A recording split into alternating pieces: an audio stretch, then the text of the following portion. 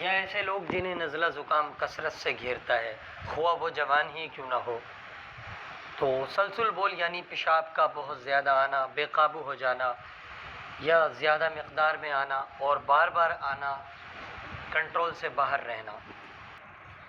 ناظرین، امرود جو ہے ملین طبع یعنی کہ طبیعت کو نرم کرتا ہے، قبض کو ختم کرتا ہے، اسے مختلف ناموں سے پکارا جاتا ہے۔ نحمدہ ونصلی ونسلم علی رسولہ الکریم، اما بعد فاعوذ باللہ من الشیطان الرجیم، بسم اللہ الرحمن الرحیم۔ ہربلسٹ کی جانب سے ڈاکٹر فہیم ہربلسٹ آپ کو سلام پیش کرتے ہیں۔ السلام علیکم ورحمۃ اللہ وبرکاتہ۔ ناظرین، اس سے قبل کہ آج کی جڑی بوٹی پلانٹ کا آپ سے تعارف کرایا جائے، میں یہ ضروری سمجھوں گا کہ ڈاکٹر فہیم ہربلسٹ کی طبی خدمات سے آپ کو آگاہ کروں۔ آپ سوراب گوڈ JDC آفس کے سامنے ہربل ہلز کلینک کرتے ہیں، دبئی کویت جدہ میں بھی کلینک کرتے ہیں۔ آپ مارننگ شو کرتے ہیں K21 اور GTV پر۔ آرٹیفیشل انٹیلیجنس کے ذریعے ساری دنیا میں ادویات کی ترسیل کی جاتی ہے۔ یہ تھا مختصر تعارف ڈاکٹر فہیم ہربلسٹ کا۔ مزید رہنمائی کے لیے نیچے دیے گئے نمبر پر رابطہ کر سکتے ہیں۔ تو یہ جو سامنے آپ پودا دیکھ رہے ہیں، یہ تل کا پودا ہے۔ فارسی میں کنجت، عربی میں سمسم، سندھی میں تر، بنگالی میں تل گاچ، مراٹھی میں تل، انگریزی میں جینجیلی سیڈز کہتے ہیں۔ اسے سمسم سیڈز بھی کہا جاتا ہے۔ چھوٹے چھوٹے تکون مثانے کی شکل کے سیاہ بیج ہیں۔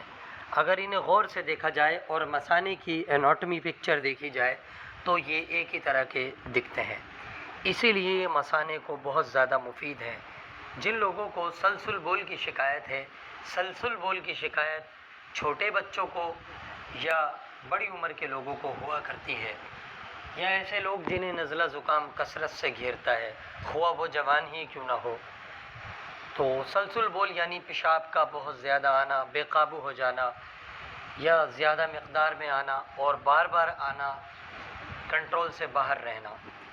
سلسل بول کی بیماری میں کنجد یعنی تل کے جو بیج ہیں، انہیں لڈو بنا کر یا گڑ میں لپیٹ کر یا مختلف تراکیب سے کھلایا جاتا ہے۔ آیوروید اور یونانی میں اس کا کثرت استعمال ہے۔ اس کے علاوہ بھی سردیوں کے موسم میں تل کے لڈو استعمال کیے جاتے ہیں، جن سے پاچن شکتی بڑھتی ہے، قوت و توانائی آتی ہے، جسم میں بہت زیادہ طاقت ہوتی ہے۔ ایسے ہی پرانے لوگ اسے نہیں کھاتے تھے بھائی۔ تو کہنے کا مقصد یہ ہے کہ آپ لوگ تل کا اگر استعمال کریں سردیوں کے موسم میں یا موسم بہار میں اگر اس کا استعمال کریں، تبھی آپ کو اس کی افادیت کا پتہ چلے گا کہ تل کس قدر مفید ہے۔ دوائی استعمال کے لیے اسے لبوب کبیر اور مختلف معجونوں میں، بہت سے اقسام کے معجونوں میں استعمال کیا جاتا ہے۔ معجون اسپن سوختنی میں بھی اس کا استعمال کیا جاتا ہے، اور بھی بہت سے معجون ہیں۔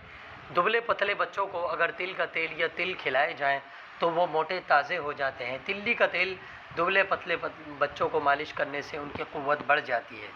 ناظرین، یہ تھا مختصر سا تعارف تل کنجت کا۔ مزید رہنمائی کے لیے نیچے دیے گئے نمبر پر رابطہ کر سکتے ہیں۔